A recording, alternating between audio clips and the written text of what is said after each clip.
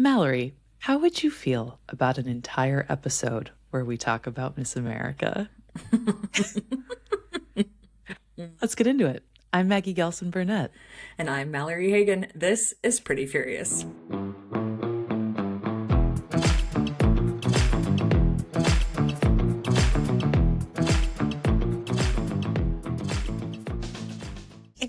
Pew, pew, pew.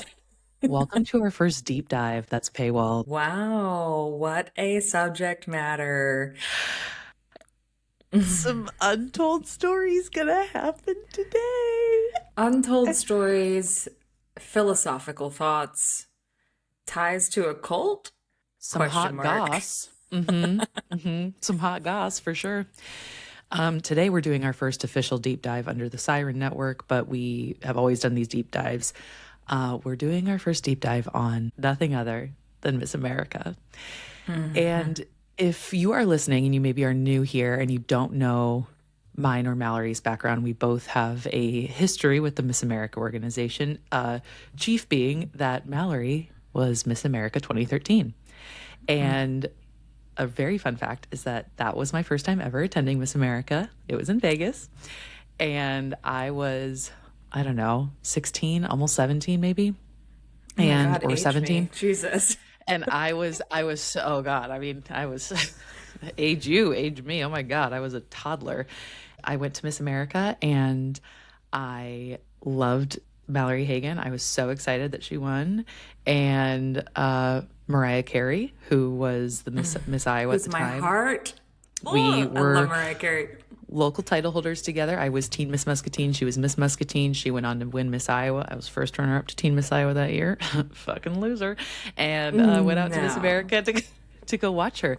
Mariah was fourth runner-up and Mallory won. And it was a time where I just was like so in it. I was so like, you know the movie Beautiful with Minnie Driver, where they like write down scores of like Miss Americas and stuff like that. Like that was me. Like I was so obsessed with Miss America at that time.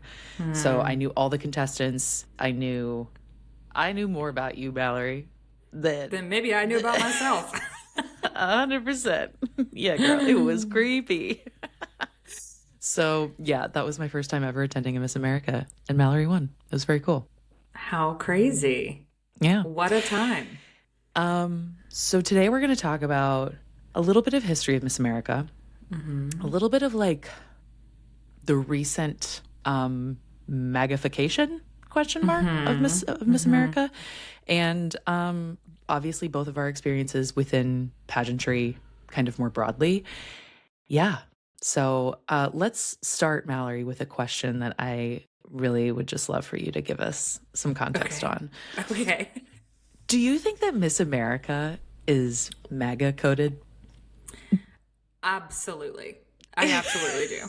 And what's crazy to me is now that we're in the year of Beyonce 2026, I look back on decades now of participation from myself, my mom, my grandmother was a choreographer for Miss Tennessee. I mean, 3 generations involved in the Miss America organization. And I realized that it kind of always has been.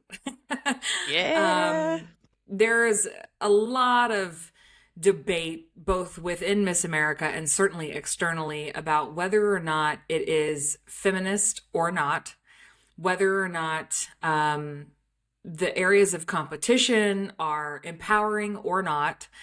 And so I think that there was a short stint in the program where there was an effort to really place empowerment and leadership and community service at the forefront of what was being communicated externally in marketing. And the people who are diehard Miss America fans hated that. So there's your answer. That's so They interesting. really hated hearing women talk on stage. They hated it so much that they went back. They swung all the way back in the other direction. What's crazy is that that was actually around the time that I was probably most immersed in the Miss America organization, was like 2017, 2018. And 2018, I was first runner up to Miss Iowa. And I remember thinking to myself, they announced Gretchen Carlson as the chairwoman for Miss America later that summer, I think. And I remember being, or maybe it was the summer before, excuse me. And I remember being so excited that that was going on. I remember being so thrilled that somebody who had a similar kind of background or history that I felt connected to. She had her whole Roger Ailes thing with Fox News. My platform was sexual assault education and prevention, so I felt really connected to that. So when she took over, I was like, this is fucking it, man. Like, I'm so hype about this. And then we tried to do Miss America 2.0. So if you're unfamiliar with the Miss America system, we had Miss America 1.0, which was like up until 2017, essentially, where we had the swimsuit competition, we had talent, interview, onstage question, evening gown. And then Miss America 2.0 was trying to be ushered in, most notably, I would say, involving the removal of the swimsuit competition. So, yeah, I remember that was a hot topic for a lot of people. Like, and even myself at the time, I think I even felt like, why are we taking away swimsuit? Like, and I was, let's also be clear, that was some internalized misogyny that I had not yet worked through. And there you go. So I just want to make that clear. That is not how I feel now. But like, I remember being like, I won swimsuit at Miss Iowa twice and being like, why the fuck are they removing this element of competition? What's the best way that we could determine the health of a woman who's trying to interview to do this job? So that was kind of the time frame when it all sort of changed, and certainly was impacted later on by political factors and Donald Trump. So yeah, I think the MAGA of it all is very present. Yeah, I think Trump is a nice segue to just talk just briefly a little bit about the history of the program for those people who might be listening, who I would imagine a lot of folks are going to come to this episode that we do know from Miss America. So if you're a person who understands the history of this program, take a breather. I don't know, but skip to the next chapter, girl. If you're not a person who's been involved in this and entrenched in it for a long time, Miss America started in 1921 on the boardwalk of Atlantic City. It was at that time, I think it was like America's Most Beautiful. And, it was like the Golden Mermaid competition. And it was and something entirely different than it is today. And it has evolved over 100 plus years, as anything and any institution or organization does. So what I think is most interesting about that time frame that you were just referring to in the program, which has caused so much strife within the very small community that is Miss America. But I do think it speaks to a larger divide in our country. I think it's a microcosm of where we are politically. But Miss America has always been changing.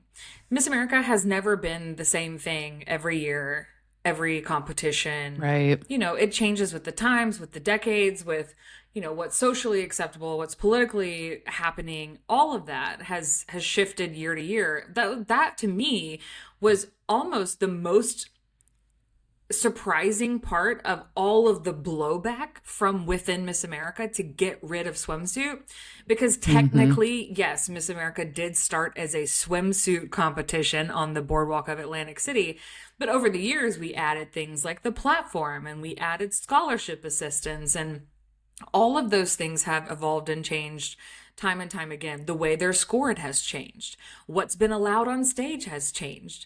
And so getting rid of swimsuit just for so many people felt so sacrilegious. However, having done the job of Miss America, and I was happy to speak to the media about this because I feel very strongly about it. Having done the job of Miss America, I actually signed a contract that said, not ever throughout the course of the time that I represented the Miss America organization as Miss America was I allowed to appear in public in an official capacity in a swimsuit.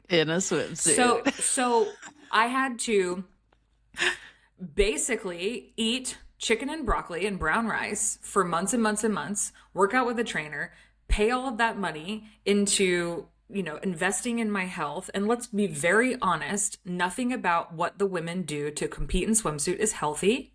Fuck no. Oh my God. it might be healthy to start and